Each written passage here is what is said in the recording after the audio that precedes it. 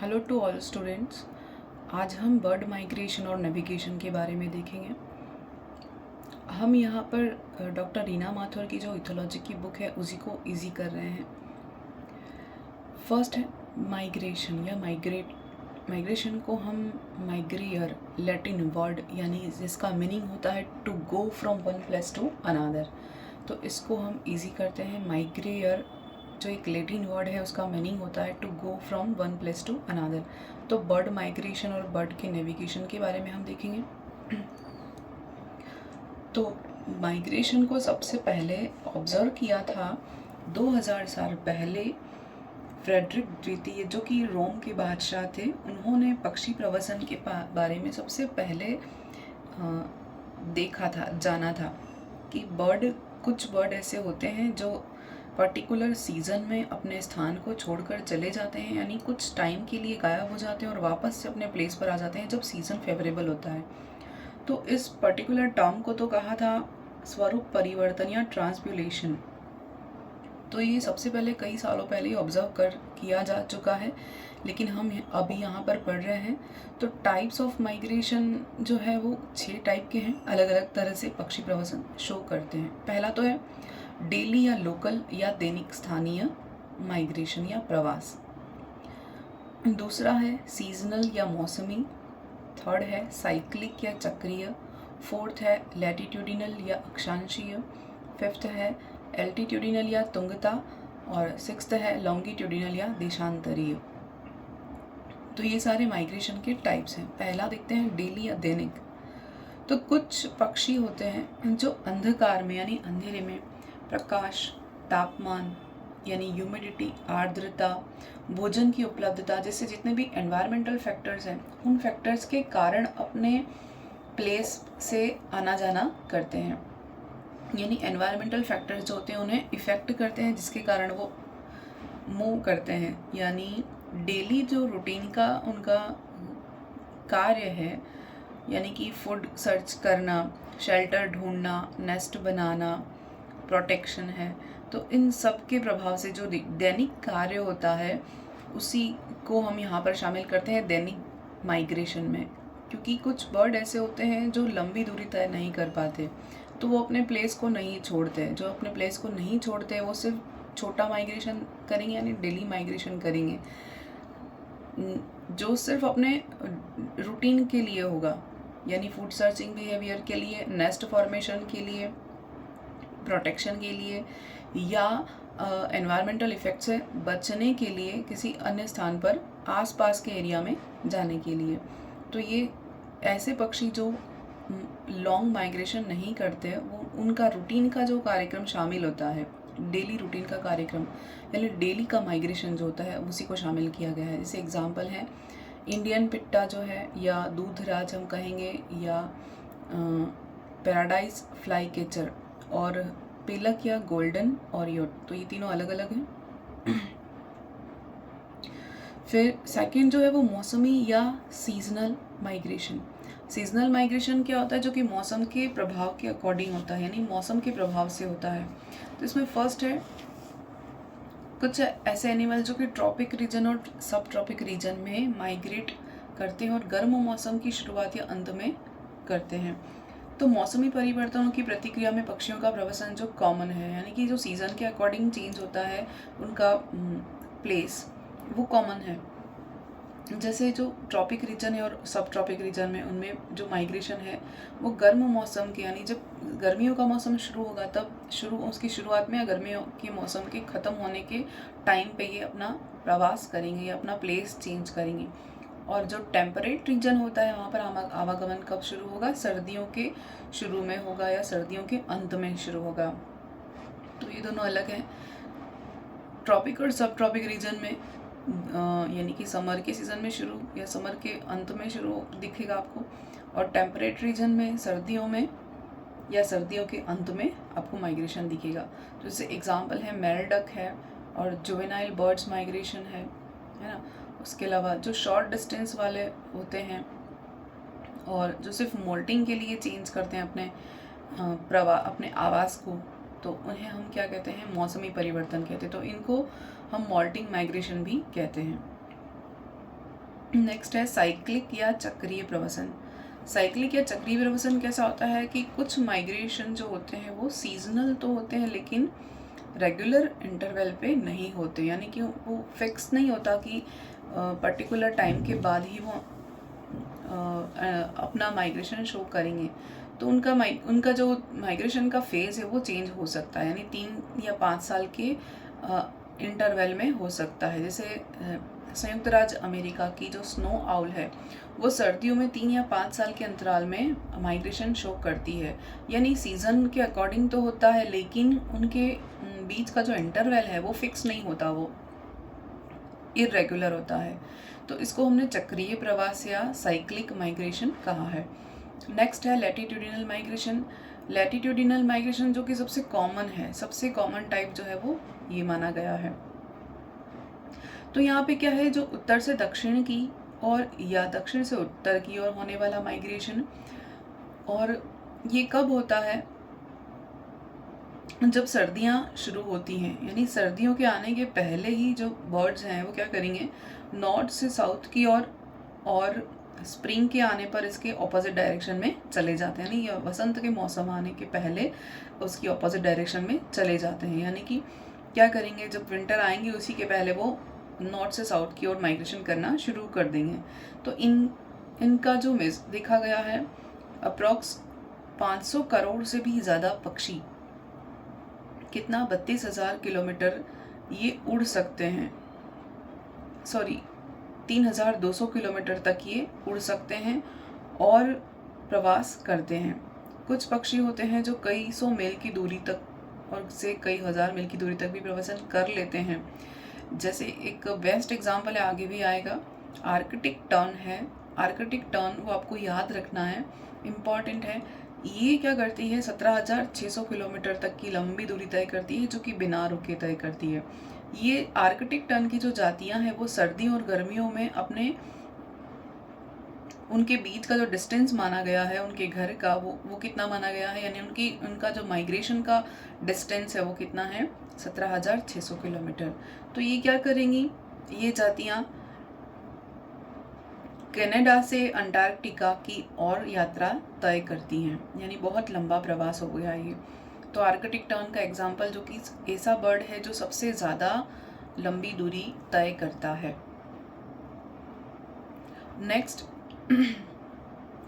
एल्टीट्यूडिनल migration. इसमें हम क्या देखते हैं, birds on mountain move downwards to warmer and lower altitudes, यानी कि कुछ पक्षी ऐसे होते हैं जो पर्वतीय क्षेत्रों में निवास करते हैं।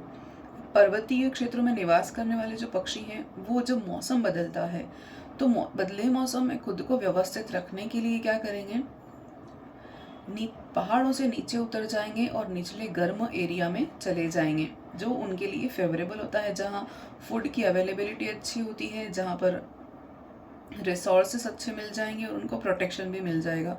तो फेवरेबल कंडीशन के लिए वो क्या करेंगे, माउंटेन से नीचे की ओर उतर जाएंगे। तो यहाँ पर अर्जेंटीना के कुछ स्पीशीज को ऑब्जर्व किया गया जो कि अपने पहाड़ों से नीचे उतरकर अपना नेस्ट फॉर्मेशन करती हैं। जब सर्दियाँ आती हैं तब वो क्या करेंगी, गर्म एरिया के लिए, वार्मनेस के लिए वो थोड़ा नीचे की ओर चली जाएंगी। तो उसको हमने किस में शामिल किया है, एल्टीट्यूडिनल माइग्रेशन में। एग्जाम्पल है ब्लू सैंड ग्राउस। नेक्स्ट है लॉन्गिट्यूडिनल माइग्रेशन। लॉन्गिट्यूडिनल माइग्रेशन में हम क्या देखेंगे कि ईस्ट टू वेस्ट और वेस्ट टू ईस्ट, यानी कि पूर्व से पश्चिम की ओर माइग्रेट करने वाले या पश्चिम से पूर्व की ओर माइग्रेट करने वाले जो बर्ड्स जो होते हैं वो किस में शामिल हैं, देशांतरीय प्रवसन या लॉन्गिट्यूडिनल माइग्रेशन में आएंगे। जैसे एग्जाम्पल है इवनिंग ग्रॉस बिल, जो कि उत्तरी मिशिगन में ब्रीड करने वाला एक बर्ड है। तो ये क्या करेंगे, ये पक्षी पश्चिम से पूर्व की ओर या पश्चिम या पूर्व से पश्चिम की ओर माइग्रेट करेंगे, इसलिए इनको लॉन्गिट्यूडिनल माइग्रेशन बोला है।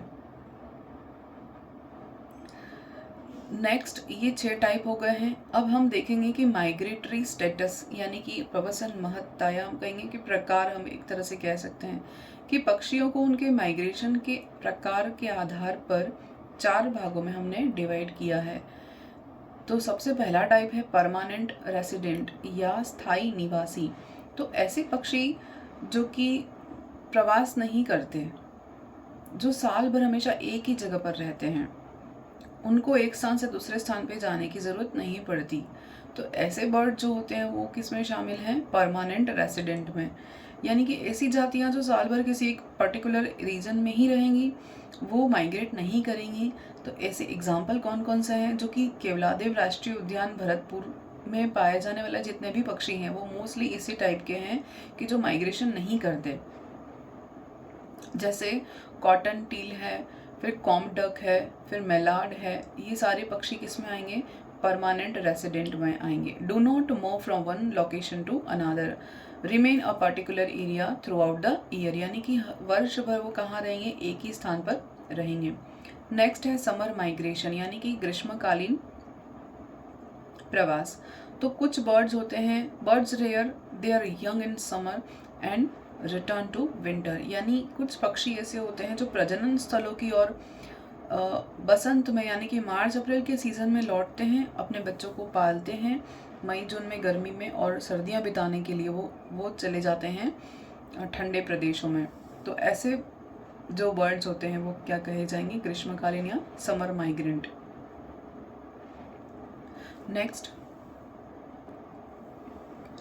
विंटर रेसिडेंट, ऐसे पक्षी जो अपने ब्रीडिंग जो स्थल है यानी प्रजनन स्थल है उसको छोड़कर सर्दियां बिताने के लिए अधिक अनुकूल स्थानों पर चले जाते हैं, यानी जहां फेवरेबल होता है स्थान वहां पे चले जाते हैं। तो ठंड के मौसम में वो क्या करेंगे? जहां पर उनका फूड अवेलेबिलिटी अच्छी हो ऐसे स्थानों पे चले जाएंगे, यानी move from their breeding location to spend their winter to a suitable place, यानी सर्दियां बिताने के लिए वो अब उपयुक्त जगहों पर सूटेबल प्लेस पर चले जाएंगे। तो ऐसे जो एग्जांपल है वो पीन टेल है, ग्रे लेग गूस है, फिर कॉमन टील है, गॉडवुल है, ये सारे।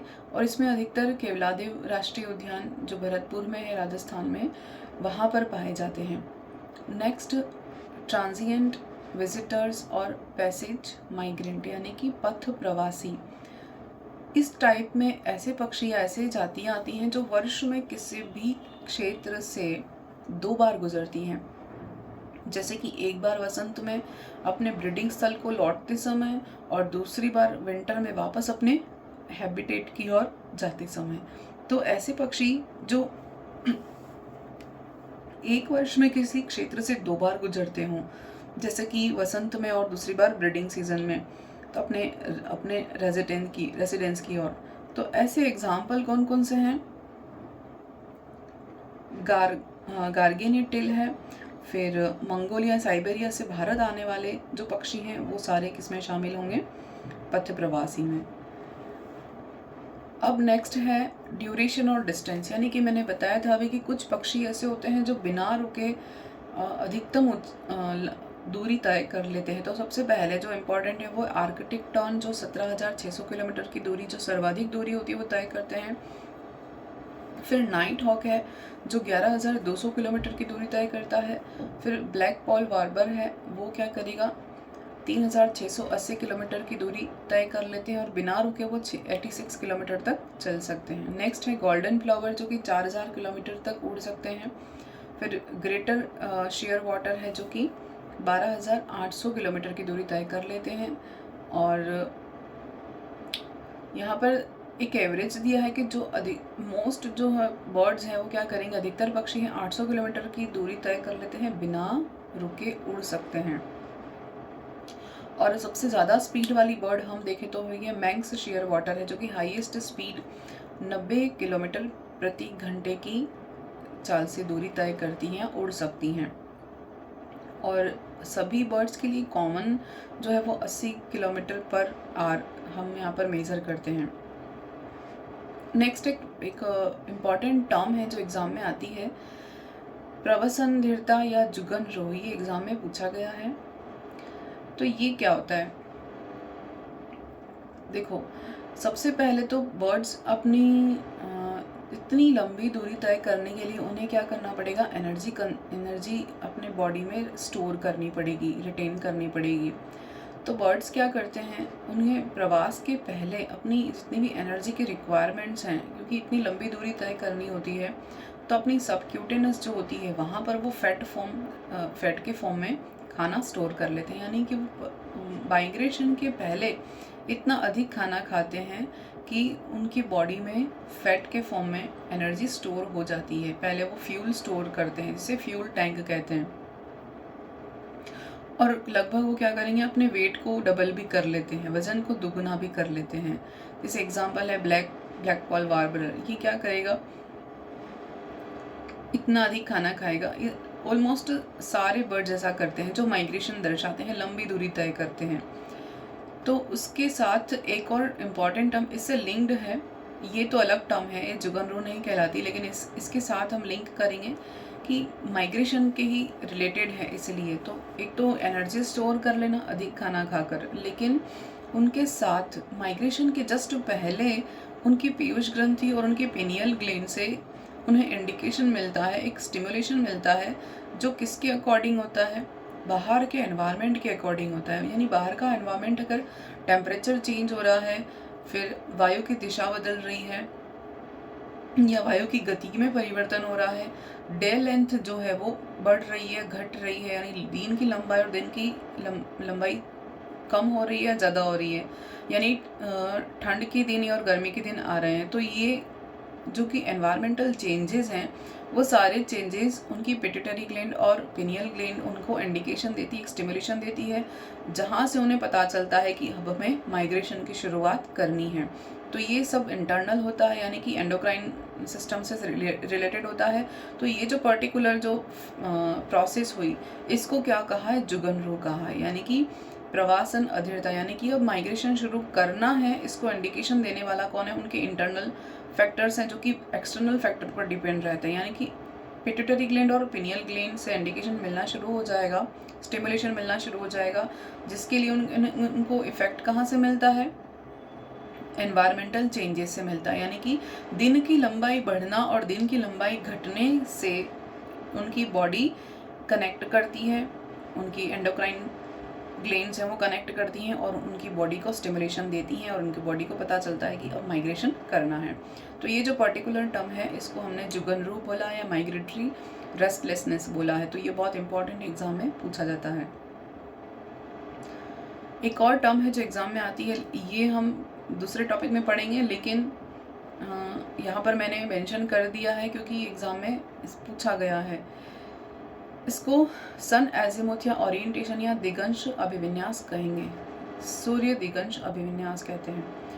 तो ये क्या है, पक्षी जब तक सूर्य दिखाई देता है तब तक वो सही माइग्रेट करते हैं, लेकिन जब सूर्य को बादलों से ढक दिया जाता है तब वो अपनी डायरेक्शन बदल देते हैं। यानी कि उनका जो माइग्रेशन का पाथ है वो किससे निर्धारित होता है, वो सूर्य की दिशा से या सूर्य के दिखाई देने पर ही निर्धारित होता है।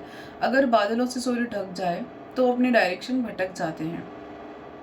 ये किसने स्टडी किया, ये क्रैमर वैज्ञानिक है, उन्होंने 1957 में स्टडी किया है।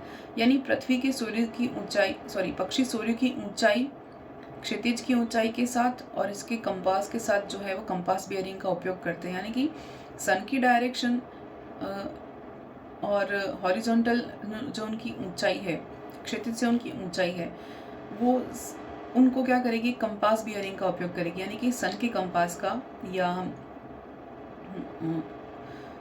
हम कह सकते हैं कि सूर्य की दिशा का या सूर्य के दिखाई देने को वो एक अनुमान लगाते हैं, एक गेस करते हैं कि हाँ इस डायरेक्शन में हमें जाना है।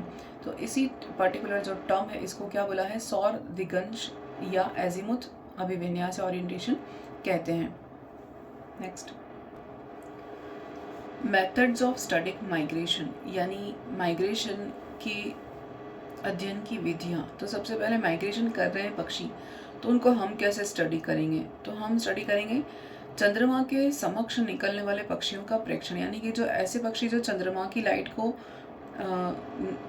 चंद्रमा की प्रकाश के साथ प्रवास करते हैं, उनके सामने से होकर गुजरते हैं। तो ऐसे पक्षियों की हम संख्या गिन लेंगे और उसके बाद उनको डेटा उनके कलेक्ट करेंगे। तो टेलीस्कोप की आवश्यकता होती है इसकी स्टडी के लिए। नेक्स्ट है रेडियो ट्रैकिंग, यानी इसके लिए ट्रांसमीटर की आवश्यकता होती है सिग्नल के लिए, कि हम ऐसे पक्षी को हम लगातार देखकर पीछा तो नहीं कर सकते हैं, लेकिन उनकी बैक के ऊपर या गर्दन के ऊपर हम क्या करेंगे, एक ट्रांसमीटर हम लगा देते हैं जिसके साथ हम उस पूरे डेटा को कलेक्ट कर सकते हैं। और इस मेथड को हम क्या कहते हैं, रेडियोमेट्री या बायो टेलीमेट्री कह सकते हैं। रेडियो टेलीमेट्री या बायो टेलीमेट्री कह सकते हैं, यानी कि ट्रांसमीटर के द्वारा हम उसकी स्टडी कर सकते हैं कि बर्ड ने कितना माइग्रेट किया है। नेक्स्ट है बाय राडार। राडार के द्वारा इस विधि में हम पक्षी पर क्या करेंगे, ट्रांसमीटर लगा देंगे और जो भी सिग्नल छोड़ेंगे उससे हम उनको कैच कर सकते हैं। नेक्स्ट क्या है, बाय टेप रिकॉर्डिंग, या इसको चिप काउंटिंग मेथड भी कहते हैं या ध्वनि अंकन विधि भी कहते हैं। तो इस विधि में हम क्या कहेंगे, पैराबोलिक रिफ्लेक्टर लगे सुग्राही माइक्रोफोन या एम्पलीफायर टेप रिकॉर्डर के द्वारा पक्षी की जो आवाज़ रिकॉर्ड की जाती है उसको हम यूज़ करेंगे, यानी बर्ड इस जो साउंड है, इस ध्वनि का यूज़ हम माइग्रेट करने वाले पक्षियों की जो काउंटिंग है उसमें कर सकते हैं। इसको चिप काउंटिंग मेथड भी कहते हैं, यानी माइक्रोफोन से हम उसको आइडेंटिफाई करेंगे। नेक्स्ट है टेलीविज़न टावर या हवाई अड्डे के साइलोमीटर द्वारा। इसमें क्या करेंगे कि टेलीविज़न टावर या हवाई अड्डे के जो साइलोमीटर हैं, या ह्यूमन मेड या आर्टिफिशियल मानवों द्वारा बनाए गए जो ऊंचे टावर या खंभे हैं, वहाँ पर टकरा के मरने वाले जो पक्षी होते हैं उनको हम कलेक्ट करके भी उनके माइग्रेशन का स्टडी किया। ये मेथड अच्छी नहीं है क्योंकि पक्षियों को हम यहाँ पर उनका डैमेज होता है। नेक्स्ट है रिंगिंग मेथड या बैंडिंग मेथड, यानी वलय और बांधकर पहचानना। तो काफ़ी कॉमन मेथड है, सबसे कॉमन मेथड है ये। इसमें क्या करेंगे, पक्षी की माइग्रेशन की स्टडी करने के लिए हम पक्षियों को उनके पैरों के ऊपर एक टैग लगा देंगे, मेटल का एक टैग बांध दिया जाएगा जिससे कि उन्हें हम आइडेंटिफाई कर सकें वापस से कि वो किस रीजन में जाकर वापस आ रहे हैं, कितना किलोमीटर की वो दूरी तय कर पा रहे हैं। कुछ पक्षियों में नेजल टैग भी यूज़ किए जाते हैं, यानी उनकी रंगीन प्लास्टिक के टैग जो होते हैं उनकी पक्षी की चोंच के ऊपर उनके नेजल जो चैम्बर होता है या नेजल जो पोर होता है वहाँ पर हम उनको लगा देते हैं। तो ये अलग अलग मेथड्स हैं जिसके द्वारा हम पक्षियों को स्टडी कर लेते हैं, पहचानने के लिए कि हम जिस पक्षी की स्टडी कर रहे हैं उसको आइडेंटिफाई कैसे करेंगे, उसके लिए हम टैग करते हैं। नेक्स्ट है फेदर मार्क्ड, यानी कि उनके पंखों के ऊपर हम कोई मार्क कर देंगे जिससे कि हम पहचान सकें कि पर्टिकुलर बर्ड हमारा जो टारगेट बर्ड है जिसकी हम स्टडी कर रहे हैं वो यही है। तो ये डिफरेंट काइंड्स ऑफ मेथड है, लेकिन सबसे कॉमन मेथड कौन सा है, रिंगिंग या पेंडिंग मेथड। नेक्स्ट नेविगेशन या पथ निर्धारण। नेविगेशन या पथ निर्धारण में क्या होता है, बहुत से पक्षी होते हैं अपना मार्ग खोजने में अद्वितीय होते हैं, यानी कि उनमें बहुत ही यूनिक फीचर्स होते हैं कि ऐसा जो फीचर है वो पर्टिकुलर बर्ड में ही पाया जाता है और किसी अन्य एनिमल में, धरती के ऊपर ऐसा कोई दूसरा जीव नहीं है जिसमें इतना यूनिक फीचर पाया जाए। तो पक्षी क्या करेंगे, अपने मार्ग को, यानी कि अपना जो उनका टारगेट है, उनका गंतव्य है, उनको वो कैसे खोज लेते हैं। तो इसके लिए काफ़ी स्टडी किया गया, तो देखा कि जो बुलेटिन कंपास है, पक्षी के ब्रेन के अंदर पाया जाने वाला बुलेटिन कंपास है, वो उन्हें, ये इंटरनल ड्राइव है एक तरह से, वो अर्थ के जो चुंबकीय क्षेत्र है और पृथ्वी के सूर्य की जो स्थिति है उनका उपयोग करके वो अपने वेज को, अपने पाथ को खोजते हैं कि उन्हें किस दिशा में जाना है, उन्हें किस जगह पर जाना है, अपने लोकेशन को वो फाइंड करते हैं। तो उनमें एक इंटरनल ड्राइव होता है जो कि बुलेटिन कंपास उनकी ब्रेन में स्थित होता है, क्योंकि वो अपना मार्ग भूलते नहीं है। नेक्स्ट है echolocation helps in finding the way in bat and oil bird and cave swiftlets, यानी कि इकोलोकेशन यानी प्रतिध्वनि निर्धारण, जो कि नॉर्मली बैट में पाया जाता है, हम जानते हैं, जिसका उपयोग बैट करती हैं। तो ऐसे कुछ बैट के अलावा कुछ पक्षी में भी होता है, क्योंकि बैट तो मैमल है और दूसरे बर्ड्स में भी इस तरह के इकोलोकेशन पाए जाते हैं जो क्या करेंगे, अपने प्लेस को खोजने के लिए हेल्प करते हैं, अपने लोकेशन को फाइंड करने के लिए। नेक्स्ट है रिट्रेसमेंट थ्योरी। इसमें क्या करेंगे, bird stores memory of semi circular and the kinaesthetic experience for navigation. यानी कुछ पक्षी ऐसे होते हैं जो क्या करेंगे, इसको हम क्या कहते हैं, पुनः अनुरेखण भी कह सकते हैं। यानी कुछ पक्षी ऐसे होते हैं जो अपनी मेमोरी में स्टोर कर लेते हैं, हर एक मोड़ को, हर एक घुमाव को महसूस करते हैं जहाँ से वो गुजरते हैं। तो सारे पाथ को क्या करेंगे, अपने एक्सपीरियंस के थ्रू, यानी जो गति संबंधी यानी काइनेस्थेटिक जो एक्सपीरियंस हैं उनको वो याद कर सकते हैं और उनको मेमोरी में स्टोर कर लेते हैं, जिससे वो क्या करेंगे, ट्रेस कर लेंगे अपने लोकेशन को। नेक्स्ट है bird brain and stomach of honey बीज हैव मैग्नेटाइट ऑफ नेविगेशन। यानी कुछ पक्षी ऐसे होते हैं, ये सारा स्टडी बेस्ड है ना, ये सब कुछ जो है वो स्टडी बेस्ड है, यानी अध्ययन किया गया, एक्सपेरिमेंटल ये स्टडी किया जा चुका है। तो पक्षियों के ब्रेन में इस तरह से कुछ मैग्नेटाइट ऐसे प्रेजेंट होते हैं जो नेविगेशन के लिए हेल्पफुल हैं, और कुछ ऐसे हनी बी के अंदर भी देखा गया कि हनी बी के स्टमक में कुछ ऐसे मैग्नेटाइट होते हैं जो कि नेविगेशन में हेल्प करते हैं। नेक्स्ट है कॉरियोलिस इफेक्ट या कॉरियोलिस फोर्स। कॉरियोलिस फोर्स क्या है, is a axis force for navigation. यानी कि अक्ष के अकॉर्डिंग उन्हें किस तरह से किस डायरेक्शन में जाना है वो कौन बताएगा, उन्हें कॉरियोलिस फोर्स बताएगा, जो कि एक इंटरनल फोर्स है जो कि क्या करेगा, अर्थ के साथ उनको कनेक्ट करता है, या हम उसको एक सेंट्रीफ्यूगल फोर्स भी मान सकते हैं कि अर्थ के साथ या पृथ्वी के चुंबकीय बल के साथ उन्हें किस तरह से अपनी पोजीशन बना के रखनी है। इसमें क्या होगा कि अर्थ के चुंबकीय प्रभाव के साथ, ग्रेविटी के साथ बर्ड को अपनी पोजीशन, अपना एक्सिस किस डायरेक्शन में रखना है, ये उन्हें कौन बताएगा, कॉरियोलिस फोर्स बताएगा। ये सारे के सारे एक्सपेरिमेंटेड हैं और सारे के सारे स्टडीड हैं, पक्षियों के ऊपर किए गए अध्ययन के द्वारा निकाले गए परिणाम हैं, और ये सारे इंटरनल ड्राइव हैं। नेक्स्ट है sun azimuth orientation. Sun azimuth orientation में क्या होता है, bird response to azimuth along with altitude. यानी कि उनकी बर्ड किस ऊंचाई तक जा रहे हैं, तो वो ऊंचाई किस पर डिपेंड करेगी, सन की डायरेक्शन के ऊपर डिपेंड करेगी। तो जैसे पहले बताया था कि सूर्य की प्रेजेंस में सन की प्रेजेंस में बर्ड मूव करेंगे, लेकिन जब सन को बादलों से ढक दिया जाए तो बर्ड्स हैं जो अपना डायरेक्शन भटक सकते हैं। तो ये क्या है, सन एजीमुथ ओरिएंटेशन कहा जाता है। नेक्स्ट, रात्रि में पक्षी चंद्रमा और तारों के प्रकाश का उपयोग करते हैं। तो ये भी स्टडीड है कि रात को पक्षी क्या करेंगे, चंद्रमा और तारों की जो लाइट है थोड़ी बहुत, उसका उपयोग करते हैं, किसमें, माइग्रेशन में करते हैं या नेविगेशन में यूज़ करते हैं, अपने मार्ग को निर्धारित करने में यूज़ करते हैं। तो ये था बर्ड माइग्रेशन और नेविगेशन। यहाँ पर ये चैप्टर ख़त्म हो रहा है। Thank you.